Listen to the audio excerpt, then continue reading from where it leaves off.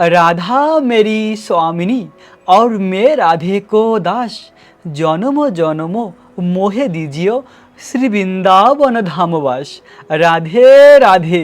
আজ হলো পবিত্র একাদশীর ব্রত। একাদশীর এই পবিত্র দিনে আমরা ভগবান শ্রীকৃষ্ণের নিত্যধাম বৃন্দাবন ধামকে দর্শন করতে করতে এই পবিত্র রোপণী একাদশীর ব্রত মাহাত্ম্য কথা শ্রবণ করব। এবং আজ থেকেই শুরু হচ্ছে বৃন্দাবনে রাধা কৃষ্ণের ঝুলন যাত্রা মহা উৎসব। তো প্রথমে আমরা এই পবিত্র একাদশীর মহিমা শ্রবণ করব। প্রিয় ভক্ত, মন দিয়ে এই একাদশীর মহিমা কথা শ্রবণ করুন। একদিন মহারাজ যুধিষ্ঠির ভগবান শ্রীকৃষ্ণকে বললেন, হে প্রভু, শ্রাবণ মাসের শুক্লপক্ষের একাদশীর নাম কি? কৃপা করে তা আমাকে বলুন। শ্রীকৃষ্ণ বললেন, হে মহারাজ, এখন আমি সেই পবিত্র ব্রত মাহাত্ম্য বর্ণনা করব। আপনি মন দিয়ে তা শ্রবণ করুন। যা শোনা মাত্রই বাষ্পেয় যজ্ঞের ফল লাভ হয়। প্রাচীনকালে দাপর যুগের শুরুতে মহজিৎ নামে এক বিখ্যাত রাজা ছিলেন। তিনি মহিষ্মতি নগরে রাজত্ব করতেন। কিন্তু দুঃখের বিষয় এই যে তার মনে বিন্দুমাত্র সুখ শান্তি ছিল না, কেননা তিনি ছিলেন অপুত্রকর। পুত্রহীনের ইহলোক ও পরলোকে কোথাও সুখ হয় না। এই রূপ চিন্তা করে বহুদিন কেটে গেল, কিন্তু তবুও পুত্রমুখ দর্শনে রাজা বঞ্চিত রইল। নিজেকে অত্যন্ত দুর্ভাগা বলে মনে করে রাজা চিন্তাগ্রস্ত হলেন। প্রজাদের সামনে গিয়ে বলতে লাগলেন, হে প্রজাবৃন্দ, তোমরা শোনো, আমি এই জন্মে তো কোনো পাপকর্ম করিনি, অন্যায়ভাবে আমার রাজকোষ বৃদ্ধি করিনি, ব্রাহ্মণ বা দেবতাদের সম্পদ কখনো গ্রহণ করিনি। উপরন্ত প্রজাদের পুত্রের মতন পালন করেছি, ধর্ম অনুযায়ী পৃথিবী শাসন করেছি, দুষ্টদের যথারূপ দণ্ড দিয়েছি, স্বজন ব্যক্তিদের সাহায্য সম্মান করতে কখনো অবহেলা করিনি। তাই হে ব্রাহ্মণগণ, এই প্রকার ধর্মপথ অবলম্বন করা সত্ত্বেও কেন আমার পুত্র লাভ হলো না, তা আপনারা কৃপা করে অনুসন্ধান করুন। রাজার এই প্রকার কাতর উক্তি শ্রবণে ব্যথিত রাজভক্ত পুরোহিত ব্রাহ্মণগণ রাজার মঙ্গলের জন্য গভীর বনে ত্রিকালজ্ঞ মুনি ঋষির কাছে যেতে মনস্থ করলেন। বনের মধ্যে ঋষিদের আশ্রম সকল দেখতে দেখতে তারা এক মহামুনির সন্ধান পেলেন। তিনি ছিলেন দীর্ঘ আয়ুসম্পন্ন, রোগমুক্ত এবং তিনি নিরাহারে দিন যাপন করতেন। ঘোর তপস্যায় মগ্ন ছিলেন, সর্বশাস্ত্র বিশরদ, ধর্মতত্ত্বজ্ঞ ও ত্রিকালজ্ঞ। সেই মহামুনি লোমশ নামে পরিচিত। ব্রহ্মার এক কল্প অতিবাহিত হলে মুনিবরের গায়ের একটি লোম পরিত্যক্ত হতো। এই কারণেই এই মুনিবরের নাম লোমশ। তাকে দেখে সকলেই ধন্য হলেন। তারা পরস্পরে বলতে লাগলেন যে আজ আমাদের বহু জন্মের সৌভাগ্যের ফলে আজ আমরা এই মহামুনির সাক্ষাৎ লাভ করলাম। তারপর ঋষিবর তাদেরকে সম্বন্ধ করে বলতে লাগলেন, কি কারণে আপনারা এখানে এসেছেন এবং কেনই বা আমার এত প্রশংসা করছেন তা স্পষ্ট করে বলুন। আপনাদের যাতে মঙ্গল হয় আমি নিশ্চয়ই তার চেষ্টা করব। ব্রাহ্মণেরা বললেন, হে ঋষিবর, আমরা যে উদ্দেশ্যে এখানে এসেছি আপনি কৃপা করে তা শুনুন।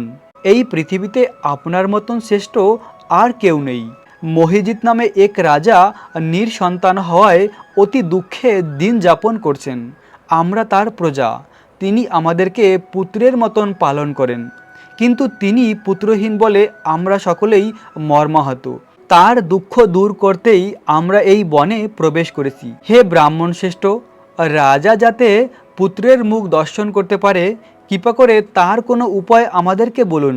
তাদের কথা শুনে মুনিবর ধ্যানমগ্ন হলেন। কিছু সময় পরে রাজার পূর্বজন্মের বৃত্তান্ত বলতে লাগলেন। এই রাজা পূর্বজন্মে এক দরিদ্র শূদ্র ছিলেন। একবার তিনি একটি অন্যায় কার্য করে ফেলেন। ব্যবসা করার জন্য তিনি এক গ্রাম থেকে অন্য গ্রামে যাতায়াত করতেন। এক সময় জ্যৈষ্ঠ মাসের শুক্লপক্ষের দ্বাদশীর দিনে কোথাও যাওয়ার পথে তিনি অত্যন্ত তৃষার্ত হয়ে পড়েন। গ্রামের প্রান্তে একটি জলাশয় তিনি দেখতে পান। সেখানে জলপানের জন্য যান। একটি গাভী ও তার বাছুর সেখানে জলপান করছিল। তাদেরকে তাড়িয়ে দিয়ে তিনি নিজেই সেই জল পান করলেন। এই পাপ কর্মের ফলে তিনি পুত্র সুখে বঞ্চিত হয়েছেন, কিন্তু পূর্বজন্মের কোনো পুণ্যের ফলে তিনি এইরকম নিষ্কণ্ঠক রাজ্য লাভ করেছেন।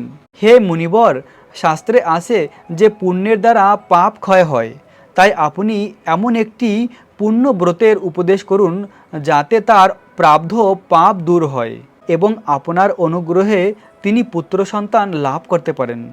লোমশ মুনি বললেন, শ্রাবণ মাসের শুক্লপক্ষের পবিত্রারোপণী একাদশীর ব্রত অভীষ্ট ফল প্রদান করে। আপনারা যথাবিধি তা সকলে পালন করুন। লোমশ মুনির উপদেশ শুনে আনন্দ চিত্তে গৃহে প্রত্যাবর্তন করে তারা রাজাকে সে সকল কথা জানালেন। তারপর সকলে মিলে মুনির নির্দেশ অনুসারে ব্রত পালন করলেন। তাদের সকলের পুণ্যফল রাজাকে প্রদান করলেন। সেই পুণ্যের প্রভাবে রাজমহর্ষি গর্ভবতী হলেন।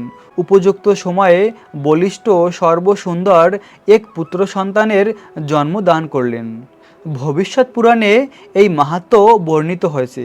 এই ব্রত মাহাত্ম্য যিনি পাঠ বা শ্রবণ করেন তিনি সমস্ত পাপ থেকে মুক্ত হবেন এবং পুত্র সুখ ভোগ করে অবশেষে দিব্যধাম প্রাপ্ত হবেন। প্রিয় ভক্ত, অপার মহিমা এই পবিত্রারোপণী একাদশীর মাহাত্ম্য আমরা শ্রবণ করলাম।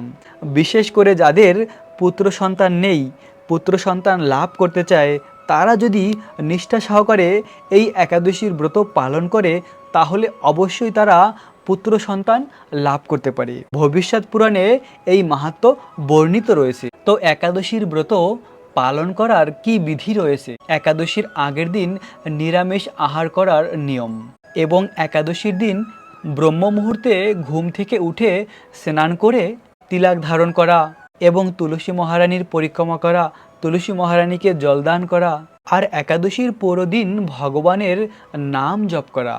ভগবানের অপ্রাকৃত নাম জপ করার মাধ্যমে ভগবানকে সবথেকে বেশি সন্তুষ্ট করা যায়। আর একাদশীর ব্রতের দিন শুধুমাত্র ফল আর জল খেয়ে একাদশীর ব্রত পালন করলে সবথেকে উত্তম। যদি তাও কেউ না পারে তাহলে এসে বিভিন্ন রকমের সবজি বানিয়ে ভগবানকে ভোগ নিবেদন করে সেটা আহার করতে পারে। তো আমরা এই পবিত্র রোপণী একাদশীর ব্রত পালন করার মাধ্যমে ভগবানের বিশেষ কৃপা প্রাপ্ত হব। কেননা শাস্ত্রে বলা হয়েছে এই একাদশীর ব্রত পালন করার মাধ্যমে আমরা অনন্য ভক্তি, ভগবানের প্রেম লাভ করব। তাই তো বলা হয়েছে মাধব তিথি ভকতির জননী যতনে পালন করি।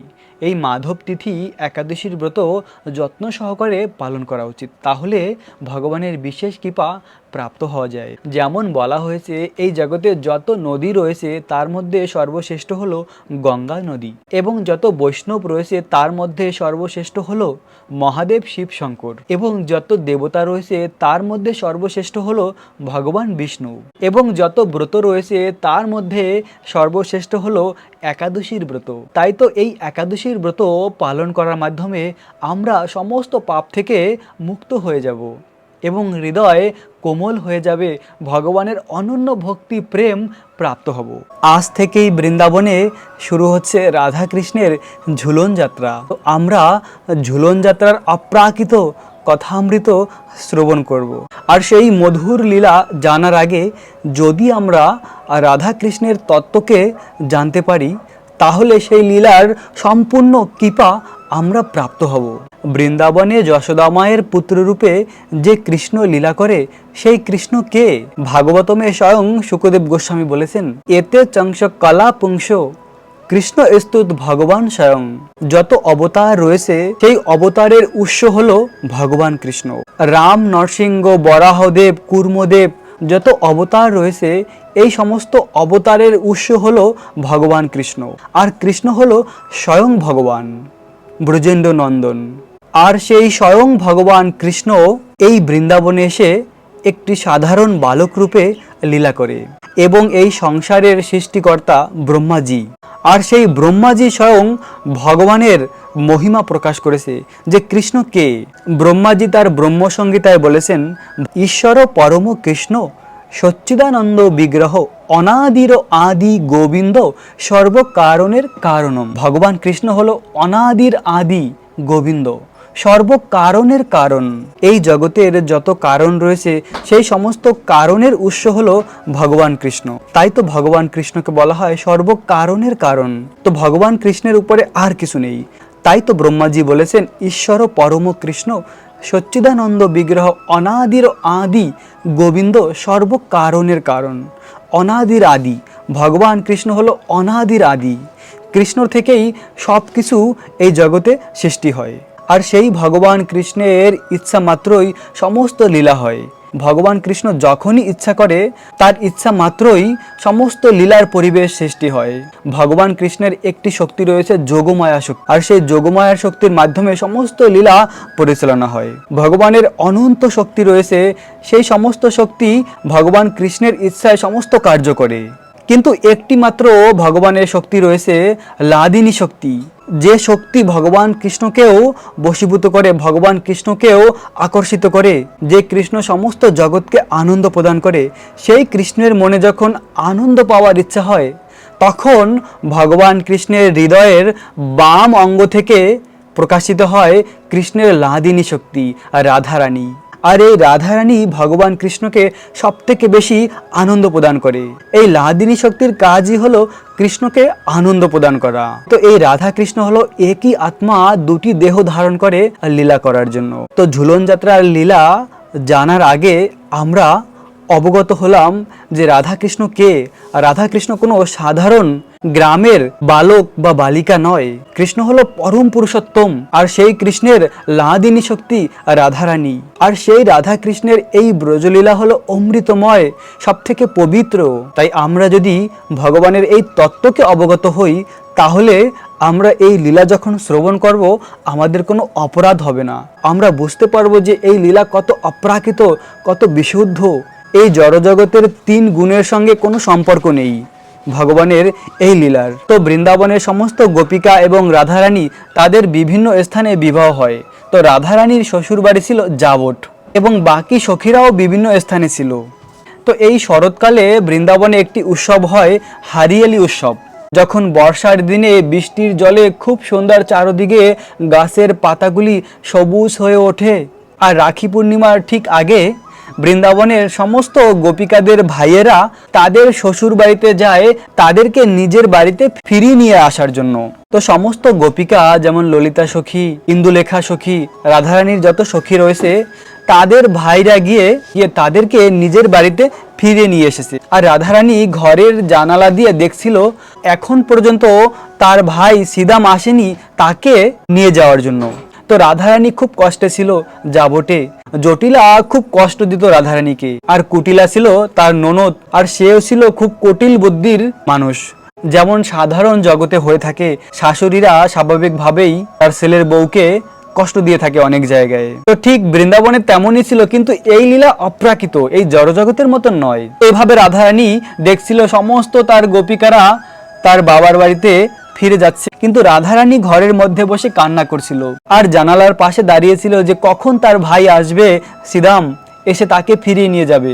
তো ঠিক ঝুলন যাত্রার একদিন আগে দেখছিল দূর থেকে খুব সুন্দর রথকে সাজিয়ে তার ভাই আসছিল তাকে নিয়ে যাওয়ার জন্য। আর ভাইকে দেখে খুব আনন্দে ভাইকে জড়িয়ে ধরেছে। আর রাধারানী বলছিল, ভাই তুমি এত দেরি করলে কেন? আর সিদাম সখা বলল, দেখো তোমার যে শাশুড়ি রয়েছে জটিলা, এ তোমাকে স্বাভাবিকভাবে যেতে দেবে না। তাই আমি এমন ব্যবস্থা করে এসেছি, কেননা আমি 10,000 গাভী নিয়ে এসেছি, অনেক শাড়ি, অনেক উপহার নিয়ে এসেছি তাদের জন্য। আর এই সমস্ত জটিলা যখন দেখবে তখন সে খুশি মনে তোমাকে আমার সঙ্গে পাঠিয়ে দেবে। আর তখন সিদাম সখা ঘরের ভিতরে প্রবেশ করেছে আর জটিলার কাছে বলছিল সিদাম সখা যে আমি আমার বোনকে নিয়ে যাওয়ার জন্য এসেছি। আর জটিলা বলছিল, তোমার বোনকে যদি নিয়ে যাও তাহলে এই ঘরের কাজ কে করবে? আমি করব। আর তখন সিদাম সখা বলছিল, দেখো তোমার জন্য আমি অনেক উপহার নিয়ে এসেছি, একবার ঘরের বাইরে গিয়ে দেখো, এই 10,000 গাভী এবং এই সমস্ত উপহার সব তোমার জন্যই।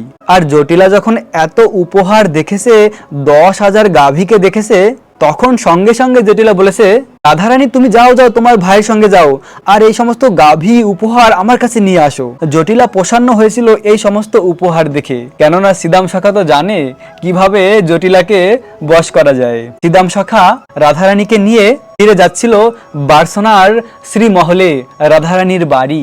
আর অনেক সুন্দর রথকে সাজিয়েছে, রথের সামনে ঘোড়া রথকে চালিয়ে নিয়ে যাচ্ছে, অনেকগুলি রথ রয়েছে। আর রাধারানী যে রথে করে বার্সনা যাচ্ছিল জাবর থেকে, আর সেই রথে শুধুমাত্র 6 জন মঞ্জুরি ছিল। আর এই 6 জন মঞ্জুরি কে? যে স্বরগোস্বামী রূপে অবতীর্ণ হয়েছে চৈতন্য মহাপ্রভুর সঙ্গে, যে স্বরগোস্বামী বৃন্দাবনে এসে সমস্ত গ্রন্থ লিপিবদ্ধ করেছে। আমরা যে বৃন্দাবনের অনেক লীলাকে শ্রবণ করি রাধা কৃষ্ণের, এই লীলা আমরা কোথা থেকে জানতে পাই? না, এই স্বরগোস্বামীরা এসে অনেক গ্রন্থ লিপিবদ্ধ করেছে, আর সেখান থেকেই আমরা বৃন্দাবনের অনেক এই অপ্রাকৃত লীলা জানতে পারি। কেননা আমরা তো কেউ সেই গোলক বৃন্দাবন যাইনি, যারা সেই গোলক বৃন্দাবন থেকে এসেছে, সেই লীলা দেখেছে, তারাই এই গ্রন্থ লিখেছে। তো রাধারানীর রথের চারপাশে যে 6 জন গোপিকা বা মঞ্জুরি ছিল, সেই 6 জন মঞ্জুরি হলো এই স্বরগোস্বামী, রূপ গোস্বামী, সনাতন গোস্বামী, রঘুনাথ গোস্বামী। এই স্বরগোস্বামী কত মহান ভেবে দেখুন, সেই গোলক বৃন্দাবন থেকে এসেছে আমাদেরকে ভগবানের লীলা বর্ণনা করার জন্য, যে লীলা শ্রবণ করে আমরা যেন কৃষ্ণের কাছে ফিরে যেতে পারি। তো এভাবে রাধারানীকে নিয়ে রথে করে যাচ্ছিল সিদাম সখা বার্সনার শ্রীমহলে। আর বার্সনার বাড়িতে সবাই অপেক্ষা করছিল রাধারানীর জন্য, বিশ্বভানু মহারাজ, কীর্তিদা সুন্দরী। আর রাধারানী এসে পৌঁছেছে শ্রীমহলে বার্সনার। আর কীর্তিদা সুন্দরী রাধারানীকে দেখে বলছিল, মা তুমি কেমন আছো? আর রাধারানী বলছিল, আমি ভালো আছি। কিন্তু রাধারানীর 2 নয়ন যুগল থেকে অশ্রুধারা প্রভাবিত হচ্ছিল। মহাজনেরা টিকায় বলেছেন যে রাধারানীর এক চোখ থেকে আনন্দের অশ্রু প্রভাবিত হচ্ছিল, আর এক চোখ থেকে দুঃখের অশ্রু প্রভাবিত হচ্ছিল। আনন্দ এই কারণেই যে 11 মাস পরে এই 1 মাস আমার বাবার বাড়িতে থাকার সুযোগ পেয়েছি। আর এক চোখ থেকে দুঃখের জল এই কারণেই প্রভাবিত হচ্ছিল যে 1 মাস অতিবাহিত হলে আমাকে আবার জাবটে ফিরে যেতে হবে। আর জাবটে রাধারানীর একদমই ভালো লাগতো না, সেখানে শুধু সব সময় রাধারানী কান্না করতো। তো এভাবে রাধারানীকে খুব সুন্দরভাবে স্বাগত জানানো হয়েছে, রাধারানীর উপরে পুষ্প বৃষ্টি করেছে। আর সেই সময় বিশ্বভানু মহারাজ এসেছে। বিশ্বভানু মহারাজও খুব ভালোবাসে তার কন্যাকে। বিশ্বভানু মহারাজ রাধারানীকে দেখে এত আনন্দিত হয়েছে যে আনন্দের যেন বন্যা প্রভাবিত হচ্ছিল পুরো বার্সনার এই শ্রীমহলে, বার্সনা গ্রামে। আর তখন বাড়ি আসার সঙ্গে সঙ্গে এই রাধারানী বলছিল, মা আমি বৃন্দাবনের বনে যাব ললিতা সখী বাকি সখীদের সঙ্গে দেখা করার জন্য, অনেক দিন ধরে তাদের সঙ্গে দেখা হচ্ছে না। আর কীর্তিদা সুন্দরী বলল, যাও তুমি এখনই চলে যাও, তোমার কখনো জিজ্ঞাসা করারই দরকার নেই কোথাও যাওয়ার জন্য। কেননা বিশ্বভানু মহারাজ আর কীর্তিদা সুন্দরী রাধারানীকে এত ভালোবাসে, এতটাই বিশ্বাস করে, রাধারানী যখন যেখানে যেতে চাইতো, কিন্তু যাবটে তার শ্বশুরবাড়ি, সেখানে রাধারানীকে একদমই ঘর থেকে বাইরে যেতে দিত না, রাধারানীকে দিয়ে অনেক কাজ করাতো। কিন্তু রাধারানীর নিজের বাড়িতে ঠিক অন্যরকম। এখানে রাধারানীকে খুব ভালোবাসে, এখানে রাধারানীকে খুব বিশ্বাস করে। রাধারানী যখনই বলেছে যে আমি বৃন্দাবনের অরণ্যে যাব সখীদের সঙ্গে দেখা করার জন্য, সঙ্গে সঙ্গে তারা বলেছে তুমি এখনই যাও। কেননা কীর্তিদা সুন্দরী জানে যে আমার কন্যা কতদিন ধরে তার সখীদের সঙ্গে দেখা করছে না। আর এই দিকে বৃন্দাবনের 12টি বন এত সুন্দরভাবে সাজানো হয়েছে রাধারানীর জন্য। প্রিয় ভক্ত, এখন পর্যন্ত যা আমরা লীলা শ্রবণ করেছি, এটি ছিল বর্ষা হওয়ার আগে মেঘের গর্জন। এখন হবে আসল বর্ষা, অমৃতময় বর্ষা এখন হবে। এই ঝুলন যাত্রার অমৃতময় রস এখন আমরা আস্বাদন করব।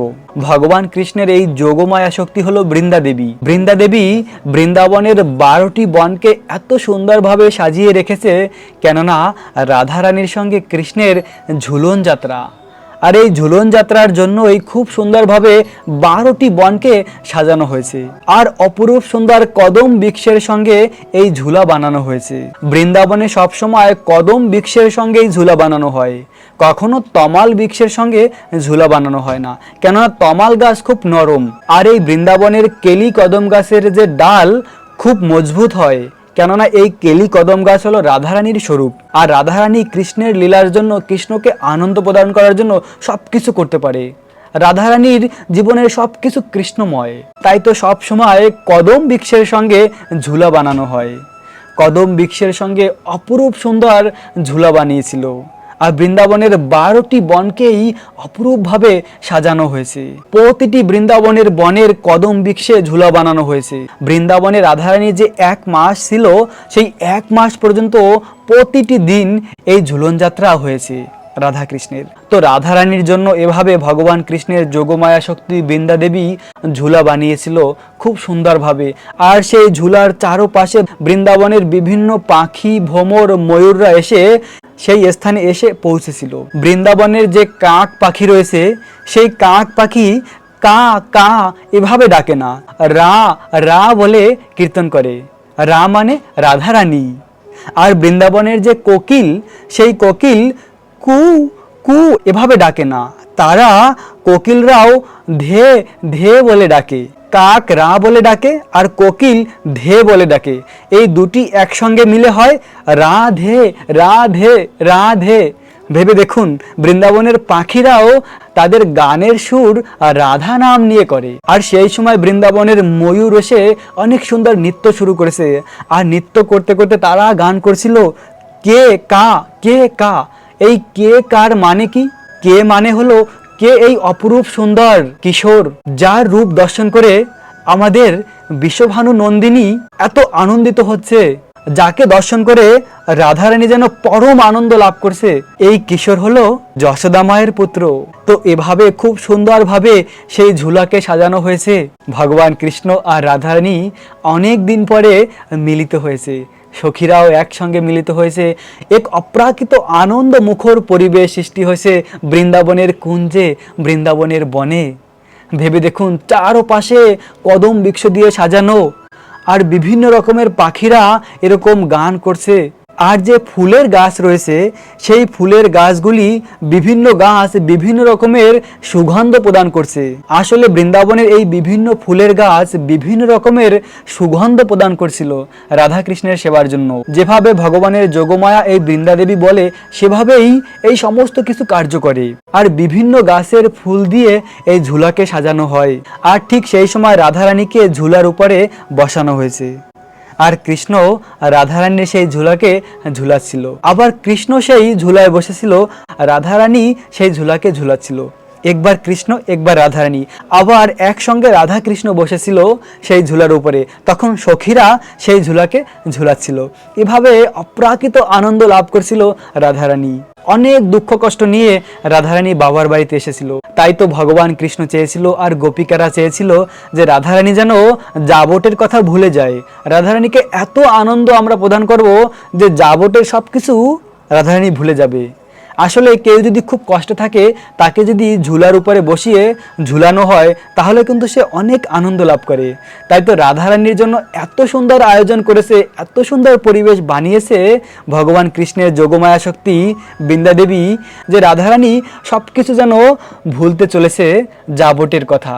এখন শুধু এখানে গোপিকা আর কৃষ্ণই রয়েছে, আর কিছু নেই রাধারানীর জীবনে। তো এই যে রাধারানীর শতকোটি গোপিকা রয়েছে, এই শতকোটি গোপিকার কাজ হলো রাধারানীকে আনন্দ প্রদান করা। কিভাবে রাধারানীকে আরো বেশি আনন্দ প্রদান করা যায়, তারা সবসময় সেই কথাই ভাবতো। তারা সবসময় রাধারানীর আনন্দ বিধান করত। তো এভাবে চলছিল এই আনন্দ মুখর ঝুলন যাত্রা। রাধা আর কৃষ্ণ ঝুলার উপরে বসে আছে, আর গোপিকারা সকলে সেই ঝুলাকে ঝুলাচ্ছিল। এতই আনন্দ সেই ঝুলন যাত্রায়, মনে হয় অমৃতের বাড়ি বর্ষণ হচ্ছে। সমস্ত গোপিকারা এবং রাধা কৃষ্ণ সবাই খুব আনন্দে এই ঝুলন যাত্রা মহোৎসব উদযাপন করছিল। আর গোপিকারা সকলে অনেক জোরে জোরে ঝুলাকে ঝুলাচ্ছিল। একবার রাধা কৃষ্ণ অনেক উপরে চলে যাচ্ছে, আবার নিচে, এভাবে অনেক আনন্দ পাচ্ছিল তারা দুজনেই। আর ঠিক সেই সময় রাধা কৃষ্ণের গলায় যে মুক্তার মালা ছিল, সেই মালার যে মতি, এক একটা মতি নিচে পড়ছিল। রাধারানীর গলায় অনেক মূল্যবান মুক্তার মালা ছিল, সেই মালা খুলে গিয়েছিল আর এক একটি মতি নিচে পড়ছিল। আর শ্যামসুন্দর কৃষ্ণের গলায়ও মুক্তার মালা ছিল, আর কৃষ্ণের গলার মালাও এক একটি মতি নিচে পড়ছিল। আর গোপিকারা জানে রাধারানীর গলার মালা কীরকম আর কৃষ্ণের গলার মালা কীরকম। তো এক একটি মতি যখন মাটিতে পড়ছিল তখন সমস্ত গোপিকারা রাধাকৃষ্ণের এই প্রসাদ সংগ্রহ করছিল, যে যেভাবে পারছিল। এক একটি করে মতি গোপিকারা সংগ্রহ করছিল। ওই গোপী বলছিল এটি রাধারানীর, ওই গোপী বলছিল এটি কৃষ্ণর। এভাবে তারা সংগ্রহ করছিল। আর যে সব থেকে বেশি এই মতিকে সংগ্রহ করতে পারবে সে জিতে যাবে, তাকে পুরস্কৃত করা হবে। এভাবে এই মধুর ঝুলন যাত্রা, আহাহা, এক অপ্রাকৃত আনন্দ। ভেবে দেখুন, পাখি ভ্রমর ময়ূরেরা এত সুন্দর কীর্তন করেছে। আজও বৃন্দাবনের অনেক বন রয়েছে, যে বনের মধ্যে প্রবেশ করলে সত্যি মনে হয় এত সুন্দর। তো ভগবানের ভক্তির মাধ্যমে আমরা কৃষ্ণের কাছে ফিরে যেতে পারি। দুর্লভ এই মনুষ্য জনম, এই জন্ম সার্থক হবে কৃষ্ণের ভক্তির মাধ্যমে। তাই জীবনের একটি মুহূর্ত নষ্ট না করে বেশি বেশি করে ভগবানের নাম জপ করুন, রাধা কৃষ্ণকে ভালোবাসুন আর এই বৃন্দাবন ধামকে ভালোবাসুন। তো এরপরে এই ঝুলন যাত্রার অন্তিমে যা হয়, যুদ্ধ হয়। যুদ্ধ করার জন্য কি দরকার? বোম দরকার, পিস্তল বা বন্দুক দরকার না। এই বোম হলো সমস্ত গোপিকাদের কোমরে বাঁধা রয়েছে। কি রয়েছে কোমরে বাঁধা? না, গোপিকারা বৃন্দাবনের বিভিন্ন ফুলের গাছের ফুল দিয়ে তারা রং বানিয়েছিল, আর সেই রং তারা কোমরে রেখেছিল। সমস্ত গোপিকারা তাদের কোমরে অনেক রং রেখেছে, আর এটাই হলো বৃন্দাবনের বোম। আর সেই বোম তারা রাধা কৃষ্ণের ঝুলার উপরে, রাধা কৃষ্ণের উপরে গিয়ে পড়ছিল। আর ডাইরেক্ট যেন রাধা কৃষ্ণের উপরে সেই বোম না লাগে তার জন্য যে মঞ্জুরিরা রয়েছে, যে রূপ সনাতন গোলক বৃন্দাবনের মঞ্জুরি, আর এই মঞ্জুরিরা কি করছিল, তারা এরকম জাম্প লাগিয়ে তাদের উপরে যেন সেই বোম লাগে, যেন রাধা কৃষ্ণের উপরে ডাইরেক্ট না লাগে। আর কখনো কখনো এমন হয়েছে যে মঞ্জুরিরা জাম্প দিয়েছে, কখনো সেই জাম্প অন্যদিকে হয়েছে, আর সেই বোম গিয়ে ডাইরেক্ট শ্যাম সুন্দরের মুখে পড়েছে। শ্যাম সুন্দরের মুখ একদম লাল হয়ে গিয়েছে। এভাবে চলছিল এই যুদ্ধ। তো যতগুলি গোপিকাদের কোমরে এই বোম ছিল, সেই বোমগুলি রাধা কৃষ্ণের উপরে নিক্ষেপ করেছিল। আর তখন শ্যাম সুন্দর কৃষ্ণ তার কোমর থেকে বন্দুক নিক্ষেপ করেছে। সেই বন্দুকটি কি না, পিচকারি। যে পিচকারি হয় না, যা দিয়ে আমরা হোলি খেলি, সেটা বের করে ভগবান কৃষ্ণ চারদিকে গোপিকারা যে রয়েছে চতুর্দিকে ভগবান রং নিক্ষেপ করেছিল। শুধুমাত্র যে হোলির সময় হোলি খেলা হয় বৃন্দাবনে তা নয়, এই ঝুলন যাত্রার পরে যখন সম্পূর্ণ ঝুলন যাত্রা সম্পূর্ণ হয়, হোলি খেলা হয়। গোপিকারা এভাবে রঙের বোম নিক্ষেপ করে কৃষ্ণ আর রাধারানীর উপরে, আর কৃষ্ণ এভাবে এই বন্দুক দিয়ে সমস্ত গোপিকাদের লাল করে দেয় রং দিয়ে। আর চারদিকে একদম আনন্দময় পরিবেশ হয়। আর পাখি ভ্রমর ময়ূর তারা যেন আনন্দে নৃত্য কীর্তন করতে শুরু করে সেই সময়। আর গোপিকারাও বিভিন্ন মধুর সুরে কীর্তন করে, রাধে জয় জয় মাধব দাইতে, রাধে জয় জয় মাধব দাইতে। এভাবে রাধা কৃষ্ণের প্রসন্ন বিধানের জন্য তারা কীর্তন করে। আর রাধারানী সমস্ত তার দুঃখ কষ্টকে ভুলে যায়, তার প্রাণের প্রিয় শ্যাম সুন্দরকে কাছে পেয়ে, তার গোপিকাদের কাছে পেয়ে। এভাবে হলো বৃন্দাবনের ঝুলন যাত্রা, এই অপ্রাকৃত। আর শুধুমাত্র একদিন এই ঝুলন যাত্রা লীলা হয় না, রাধারানী 1 মাস থাকে তার বাবার বাড়িতে। সেই 1 মাসের মধ্যে বিভিন্ন বনে এই লীলা হয়। বৃন্দাবনে 12টি বন রয়েছে, সেই 12টি বনকেই সাজানো হয় খুব সুন্দরভাবে। আর সেই 12টি বনে যত কদম বৃক্ষ রয়েছে, সেই কদম বৃক্ষে এভাবে ঝুলা বানানো হয়। আর সেই ঝুলার উপরে রাধা কৃষ্ণের এই অমৃতময় ঝুলন যাত্রা উদযাপন করা হয়। প্রিয় ভক্ত, এই অপ্রাকৃত রাধা কৃষ্ণের লীলাকে শ্রবণ করা মাত্রই আমরা ভগবানের প্রেম প্রাপ্ত হতে পারি। তাই তো এই অপ্রাকৃত লীলা জানার আগে আমরা রাধা কৃষ্ণের তত্ত্বকে জেনেছি, যে রাধা কৃষ্ণ এই জড়জগতের কোনো সাধারণ বালক বালিকা নয়, তারা হলো পরম সত্য।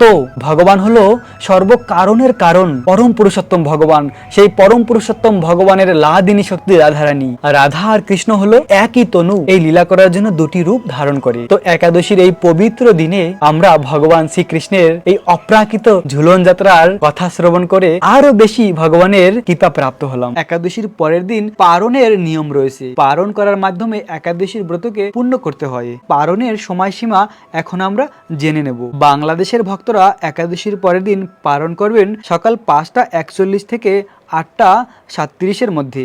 পশ্চিমবঙ্গ কলকাতার ভক্তরা একাদশীর পরের দিন পালন করবেন সকাল 5:15 থেকে 8:07 মধ্যে। দিল্লির ভক্তরা একাদশীর পরের দিন পালন করবেন 5:51 থেকে 8:07 মধ্যে। মুম্বাই মহারাষ্ট্রের ভক্তরা একাদশীর পরের দিন পালন করবেন সকাল 6:20 থেকে 8:07 মধ্যে। পুনে মহারাষ্ট্রের ভক্তরা একাদশীর পরের দিন পালন করবেন সকাল 6:16 থেকে 8:07 মধ্যে। নাগপুর মহারাষ্ট্রের ভক্তরা একাদশীর পরের দিন পালন করবেন সকাল 5:53 থেকে 8:07 মধ্যে। চেন্নাই তামিলনাড়ুর ভক্তরা একাদশীর পরের দিন পালন করবেন 5:56 থেকে 8:07 মধ্যে। ভুবনেশ্বর উড়িষ্যার ভক্তরা একাদশীর পরের দিন পালন করবেন 5:27 থেকে 8:07 মধ্যে। বিহারের ভক্তরা একাদশীর পরের দিন পালন করবেন 5:23 থেকে 8:07 মধ্যে। ঝাড়খণ্ডের ভক্তরা একাদশীর পরের দিন পালন করবেন 5:25 থেকে 8:07 মধ্যে। ছত্তিশগড়ের ভক্তরা একাদশীর পরের দিন পালন করবেন 5:41 থেকে 8:07 মধ্যে। শিলং মেঘালয়ের ভক্তরা একাদশীর পরের দিন পালন করবেন সকাল 4:56 থেকে 8:07 মধ্যে। গুয়াহাটি আসামের ভক্তরা একাদশীর পরের দিন পালন করবেন সকাল 4:56 থেকে 8:07 মধ্যে। মণিপুরের ভক্তরা একাদশীর পরের দিন পালন করবেন সকাল 4:50 থেকে 8:07 মধ্যে। সিকিমের ভক্তরা একাদশীর পরের দিন পালন করবেন সকাল 5:07 থেকে 8:07 মধ্যে। বৃন্দাবনের ভক্তরা একাদশীর পরের দিন পালন করবেন সকাল 5:51 থেকে 8:07 মধ্যে। ব্যাঙ্গালোর কর্ণাটকের ভক্তরা একাদশীর পরের দিন পালন করবেন সকাল 6:07 থেকে 8:07 মধ্যে। হায়দ্রাবাদ তেলেঙ্গানার ভক্তরা একাদশীর পরের দিন পালন করবেন সকাল 6টা থেকে 8:07 মধ্যে। আগরতলা ত্রিপুরার ভক্তরা একাদশীর পরের দিন পালন করবেন সকাল 5:01 থেকে 8:07 মধ্যে। গুজরাটের ভক্তরা একাদশীর পরের দিন পালন করবেন সকাল 6:23 থেকে 8:07 মধ্যে। কেরালার ভক্তরা একাদশীর পরের দিন পালন করবেন সকাল 6:15 থেকে 8:07 মধ্যে। গোয়ার ভক্তরা একাদশীর পরের দিন পালন করবেন সকাল 6:19 থেকে 8:07 মধ্যে। অরুণাচল প্রদেশের ভক্তরা একাদশীর পরের দিন পালন করবেন সকাল 4:42 থেকে 8:07 মধ্যে। হিমাচল প্রদেশের ভক্তরা একাদশীর পরের দিন পালন করবেন সকাল 5:48 থেকে 8:07 মধ্যে। উত্তরাখণ্ডের ভক্তরা একাদশীর পরের দিন পালন করবেন 5:41 থেকে 8:07 মধ্যে। জম্মু কাশ্মীরের ভক্তরা একাদশীর পরের দিন পালন করবেন সকাল 5:52 থেকে 8:07 মধ্যে। নেপালের ভক্তরা একাদশীর পরের দিন পালন করবেন 5:35 থেকে 8:22 মধ্যে। ভুটানের ভক্তরা একাদশীর পরের দিন পালন করবেন 5:33 থেকে 8:37 মধ্যে। শ্রীলঙ্কার ভক্তরা একাদশীর পরের দিন পালন করবেন 6:04 থেকে 8:07 মধ্যে। মালদ্বীপের ভক্তরা একাদশীর পরের দিন পালন করবেন সকাল 6:02 থেকে 7:37 মধ্যে। মায়ানমারের ভক্তরা একাদশীর পরের দিন পালন করবেন সকাল 6:47 থেকে 10:08 মধ্যে। পাকিস্তানের ভক্তরা একাদশীর পরের দিন পালন করবেন 5:31 থেকে 7:37 মধ্যে। মালয়েশিয়ার ভক্তরা একাদশীর পরের দিন পালন করবেন 7:10 থেকে 10:37 মধ্যে। সিঙ্গাপুরের ভক্তরা একাদশীর পরের দিন পালন করবেন 7:04 থেকে 10:37 মধ্যে। ইন্দোনেশিয়ার ভক্তরা একাদশীর পরের দিন পালন করবেন সকাল 6টা থেকে 9:37 মধ্যে। থাইল্যান্ডের ভক্তরা একাদশীর পরের দিন পালন করবেন 6:05 থেকে 9:37 মধ্যে। ফিলিপাইনের ভক্তরা একাদশীর পরের দিন পালন করবেন 5:42 থেকে 9:54 মধ্যে। তাইওয়ানের ভক্তরা একাদশীর পরের দিন পালন করবেন 5:28 থেকে 9:48 মধ্যে। এই ছিল পৃথিবীর অনেক স্থানের পালনের সময়সীমা। এই সময় পালন করে একাদশীর ব্রতকে পূর্ণ করতে হয়। ভগবানের জন্য রন্ধন করে ভগবানকে ভোগ নিবেদন করে এই সময় মতন পালন করে একাদশীর ব্রতকে পূর্ণ করুন। আর পালনের আগে একটি প্রণাম মন্ত্র রয়েছে, আমি ভিডিওর নিচে সেই প্রণাম মন্ত্র লিখে দেব। একাদশীর পালনের আগে সেই প্রণাম মন্ত্রটি বলুন। তো এভাবে এই পবিত্র রোপণী একাদশীর ব্রত পালন করে আমরা ভগবানের বিশেষ কৃপা প্রাপ্ত হলাম। প্রিয় ভক্ত, রাখবেন নিজেদের অনেক যত্ন, থাকবেন কৃষ্ণ ভাবনাময়। রাধে রাধে।